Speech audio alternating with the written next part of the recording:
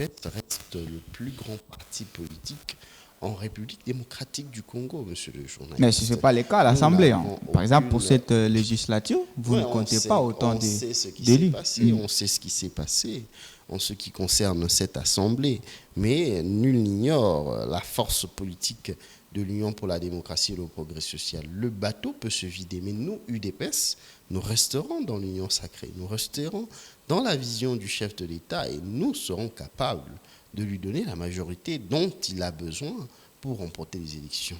Lors des échéances électorales de 2018, l'UDPS n'a eu le soutien que de l'Union pour la nation congolaise, de L'UNC. Vital Kamerhe, et Félix Tshisekedi a remporté les élections. Donc c'est pour vous parler, vous faire voir le niveau politique de l'UDPS. Nous n'avons aucune crainte que les opportunistes puissent quitter le bateau à un moment ou à un autre, ils peuvent partir, ils vont nous laisser, nous allons continuer à soutenir le président de la République ainsi que sa vision. Alors, que répondez-vous, Patrick Kafouimbi, à ceux qui pensent que l'Union sacrée ressemble à une sorte de blanchisserie où les gens qui ont dirigé les pays se cachent dedans pour éviter d'éventuelles poursuites judiciaires? Il y a certains, normalement, qui y vont avec cet intérêt-là. Que répondez-vous à ces gens? Pour nous, nous pensons que l'union sacrée n'est pas une blanchisserie. Elle n'est pas une blanchisserie. Mais par contre, le président de la République a lancé un appel qui n'était pas tout à fait séparatiste, discriminatoire. Il a lancé un appel à tout le monde, que vous soyez de l'opposition, que vous soyez de la majorité, que vous soyez de la société civile et autres. Le président de la République a lancé cet appel à tout le monde pour que ceux qui sont dans sa vision puissent venir. Et qui sommes-nous pour condamner quelqu'un qui décide de se racheter, qui décide de changer de comportement et de s'adapter à l'état de droit, de s'adapter à la vision du peuple d'abord? Qui sommes-nous pour rejeter ces personnes-là si décident de s'amender, de faire amende honorable, de continuer dans la bonne voie?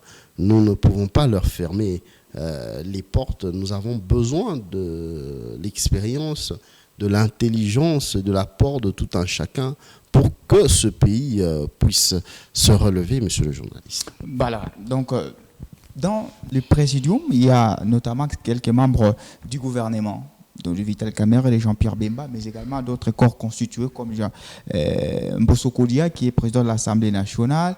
Alors l'opposition redoute qu'il y ait une sorte de complaisance, puisque dans le fait, c'est ce Mbosso qui doit contrôler l'action de Vital Kamerhe, mais se retrouvant comme tous présidents au sein de l'Union sacrée, il y a une certaine amicalité qui se crée, et du coup, ça peut aveugler Mbosso. Vous ne trouvez pas qu'il y aurait maintenant une forme de complaisance dans la gestion de l'État avec cette Union sacrée? Pas du tout, monsieur le journaliste. Il ne peut pas y avoir complaisance dans la gestion des affaires. Donc Mbosso peut facilement sanctionner Kamerhe. Mais bien évidemment, ça se passe un peu partout dans le monde.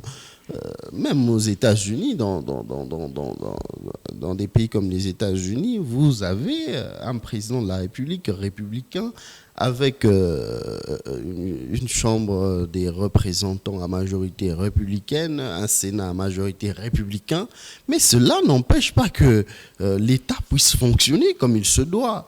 En France également, nous constatons cela et dans plusieurs autres pays. Donc ce n'est pas parce qu'en République démocratique du Congo, le président de la chambre haute, de la chambre basse, le chef du gouvernement sont d'une même famille politique, que cela va empêcher à ce que... Ouais, parce qu'il y a les opposants qui estiment qu'avec l'Union sacrée, le président Félix caporalise un peu les autres institutions. Non, mais pas du tout, monsieur le journaliste. Le président de la République a lancé un appel auquel toutes ces personnalités politiques ont eu à adhérer parce qu'ils ont cru en cette vision. Dire que le président de la République caporalise les autres animateurs, justement des institutions, je ne pense pas. Ils adhèrent juste à la vision. Le président de la République est le garant du bon fonctionnement des institutions étatiques et du bon fonctionnement de la République. Donc il est quand même au-dessus de la mêlée, il est l'église au milieu du village. Donc le mettre au-dessus de la mêlée ne signifie pas que ces personnes-là n'ont plus une conscience tout à fait en place qui doit leur permettre d'avoir à faire leur choix comme il se doit. Alors, Vital Kamerhe, Augustin Kabouya, il y a beaucoup d'autres, Bahati Mbosso, ce sont quand même des leaders. Vous ne craignez pas une possible guerre des égaux entre eux, des guerres de leadership entre eux qui peut faire en sorte que l'Union sacrée implose aussi de temps en temps? Non, mais pas du tout. Il n'y a pas de guerre de leadership. L'Union sacrée n'a qu'une seule autorité morale, c'est Félix-Antoine Tshisekedi Tshilombo. C'est la seule autorité morale de l'Union sacrée. Et ce qu'on appelle présidium et autres, c'est juste pour une bonne coordination. Parce que dans toute organisation, s'il n'y a pas une coordination, il est voué à disparaître. Et voilà. Et c'est comme ça que vous remarquez que même au sein de l'Union sacrée, on essaye maintenant de coordonner les choses et de donner les responsabilités à tout un chacun. L'Union sacrée ne risquera pas d'imploser. Et d'ailleurs, tous les autres membres, partis politiques et regroupements membres de l'Union sacrée doivent le savoir. À la tête de l'Union sacrée, c'est l'UDPS. C'est nous qui gérons l'Union sacrée. Ils sont venus. Ah, tous doivent. C'est très important si vous regardez la caméra. Ils sont venus, ils nous ont trouvés au sein de l'Union sacrée. Ils doivent suivre la ligne de conduite que l'UDPS montre, parce que celui qui est à la tête de l'Union sacrée, c'est Félix-Antoine Tshisekedi Tshilombo. Vous ne pouvez pas venir à l'Union sacrée et vouloir conduire l'UDPS derrière vous pendant que vous êtes venu adhérer à cette vision qui est la nôtre. Là, il n'y a pas... Il n'y aura même pas de débat sur la candidature, même si la charte n'a pas précisé des noms. Non, mais il n'y a pas de débat, il n'y a pas de négociation par rapport à la candidature. Il n'y a pas à aller au Congrès par rapport à la candidature. Au sein de l'Union sacrée, nous n'avons qu'un seul candidat, c'est Félix-Antoine Tshisekedi Tshilombo. Celui qui ne veut pas, il n'a qu'à claquer la porte et à partir. Je l'ai dit ici que l'UDPS à elle seule est capable de donner la victoire à Félix Tshisekedi. Nous n'avons pas peur de voir les autres quitter l'Union sacrée, mais nous devons travailler ensemble et ceux qui nous ont trouvés doivent nous suivre derrière. Alors, on va maintenant parler de l'opposition, puisque Félix Tshisekedi semble s'entourer de tout le monde. Et du coup... de l'avis de beaucoup d'experts, quelle chance vous accordez à l'opposition? Pensez-vous qu'elle va continuer à peser ou à vous bousculer? Aucune. Je ne leur accorde aucune chance. Même la perspective d'un front uni, tel qu'évoqué Sialo Mumbashi, Moïse Katumbi, Délice Sangra, même la perspective d'un front uni, un front commun, nous avons déjà plusieurs sondages en faveur du président de la République, en faveur de l'Union sacrée, concernant les élections de 2023 ici. Donc, personnellement, je ne leur accorde pas de chance de remporter les échéances électorales. Et ce qui est pire encore, c'est qu'ils auront du mal à se réunir lorsqu'ils sont venus. Mais ils ont prouvé ici qu'ils effectuer. peuvent. Non, me parler en le d'une seule journaliste, voix. ils sont venus faire leur messe noire qui n'a accouché que d'une souris naine, malheureusement pour eux. Donc, c'est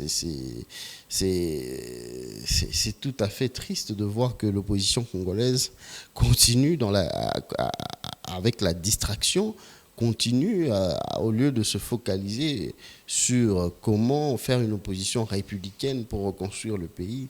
Ils sont en train d'effectuer une opposition de haine et cette haine résulte dans le fait qu'ils sont incapables de se réunir et de se convenir autour d'une candidature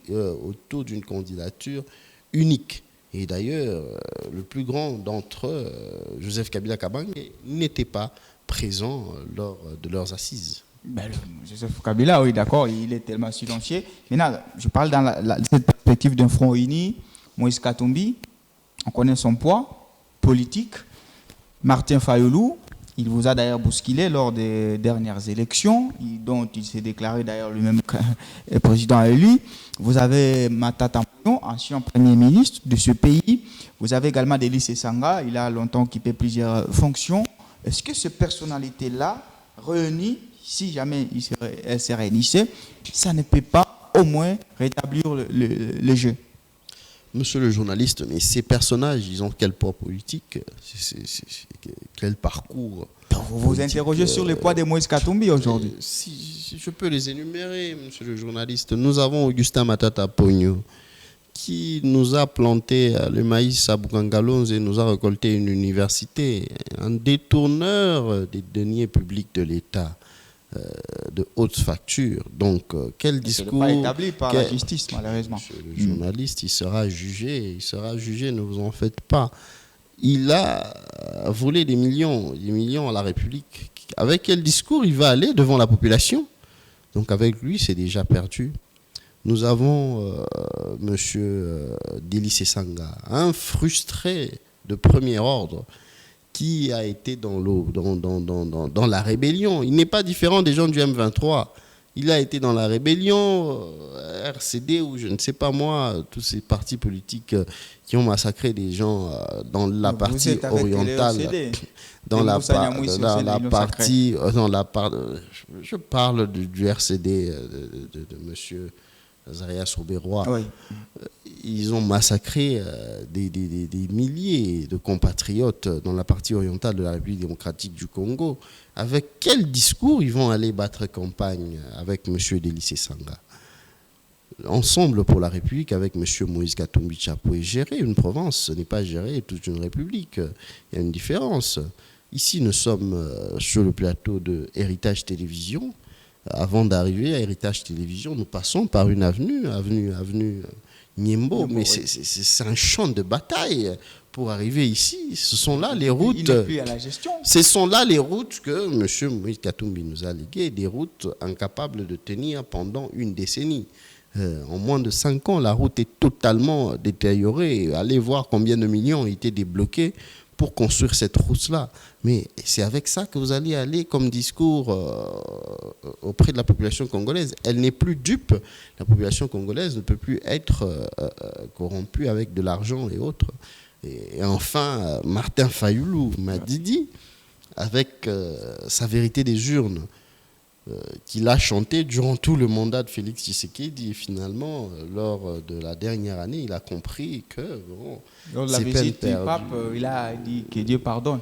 Non, mais pas du tout, pas du tout. Il a simplement compris que c'est une perte de temps pure et simple.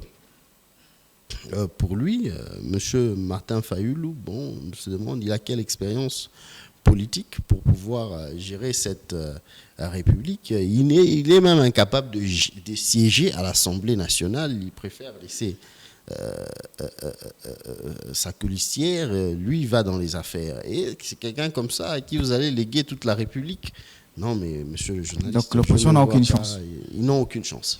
Alors vous, puisque vous avez toutes les chances possibles, vous avez encore quelques mois de gestion, justement, cette fois au sein de ce gouvernement, Samuel Okondede, remanié d'ailleurs.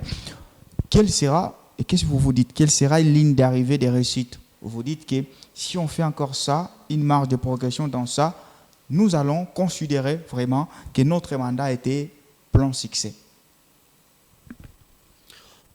Monsieur le journaliste, beaucoup a déjà été fait depuis l'arrivée de Félix Tshisekedi au pouvoir. Beaucoup a été fait et beaucoup reste à faire. Ça, c'est une réalité. Beaucoup reste à faire dans ce pays. Et je ne pense pas que c'est dans un seul mandat que Félix Tshisekedi peut transformer ce pays. Le problème de la République démocratique du Congo, c'est l'homme congolais.